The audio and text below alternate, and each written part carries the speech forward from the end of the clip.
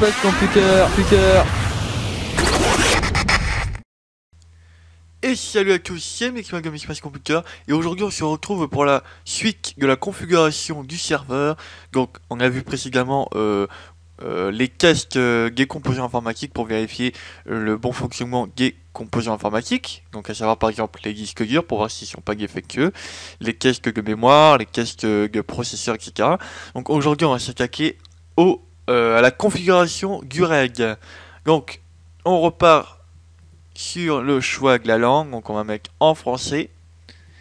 Le clavier, je vous l'ai expliqué dans la vidéo précédente pourquoi je ne change pas. Je le laisse en anglais. Donc cette fois-ci, on va vraiment s'intéresser aux règles, notamment à la configuration des différents règles qui puissent exister. Donc il y en a un paquet, hein. Il y a du règle 0, règle 1, règle 1 plus 0 ou 0 plus 1, je sais plus. Règle 5, règle 10 je crois aussi. Donc ok, donc là on va aller dans maintenance. Ensuite on va sélectionner HP Array Configuration and Diagnostic. Ok.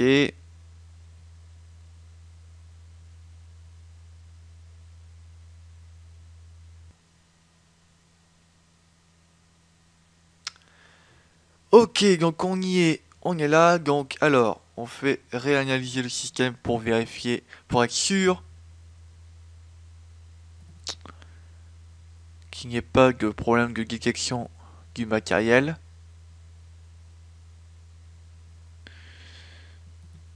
Donc on voit ici, donc nous travaillons sur un reg qui s'appelle, un contrôleur de reg pardon, qui s'appelle le Smart Array, donc 6X simplement.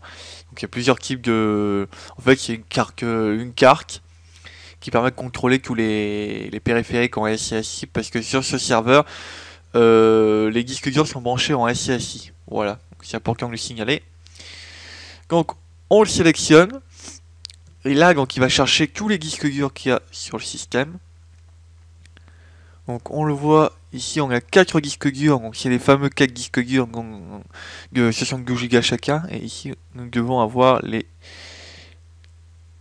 Ah, alors là, il n'y a qu'un seul disque dur. Ok, de toute façon, c'est pas très grave puisqu'on va tout péter pour tout recommencer. Donc, on va faire effacer la configuration. Donc, ça va remettre tous les disques durs éparpillés dans leur état d'origine, si je puis dire. Voilà, donc on a bien 6 disques durs. Si on ouvre, normalement on doit voir, voilà. Donc on a les 2 disques durs de 36 Go et les 4 disques durs de 62 Go. Ce qu'on va faire maintenant, c'est qu'on va créer un module REG. Voilà, on va sélectionner les 2 premiers disques durs de 36 Go, donc qui va nous servir pour le système d'exploitation en lui-même, donc ce qui fera 62 Go pour la partition principale. Donc on crée ce module REG.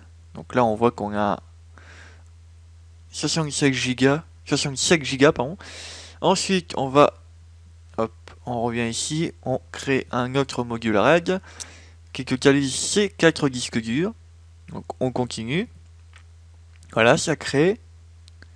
Voilà, donc on a 2 règles qui sont pas encore configurées, ils sont juste comment dirais-je, regroupés. Donc là on va utiliser un reg 0. Donc le reg 0 c'est le reg le moins sécurisé, mais ce qui permet en fait d'avoir un taux de mémoire le plus élevé. Donc on a aussi le reg 1 plus 0 et le reg 5. Donc le reg 5 c'est pas le plus élevé, mais disons que c'est dans la moyenne. Voilà, donc ici on va sélectionner un reg 0. Donc là on voit que ça prend pratiquement tous les gigaoctets des 4 disques durs de 62 Go qu'on a sélectionnés. Donc c'est vraiment assez pratique en termes de stockage pour les sites web par exemple. Donc on enregistre ça. Donc on va faire de même pour cette unité logique. Donc là on a encore deux choix, on a soit du reg 1 plus 0, ce qui fait en fait qu'on va faire un miroir des disques, Et donc en fait on n'a aucun gaz, c'est comme si on avait qu'un seul disque dur mais qui est copié sur le deuxième disque dur de 32 Go. Donc on va ici sélectionner un RAID 0, comme ça on a 67 Go disponibles pour l'installation de la partition principale du système d'exploitation que nous allons installer ultérieurement.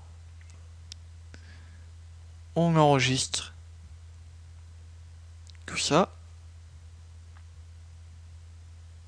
Donc voilà, nous avons nos deux unités logiques qui sont prêtes. Donc on peut quitter l'utilitaire.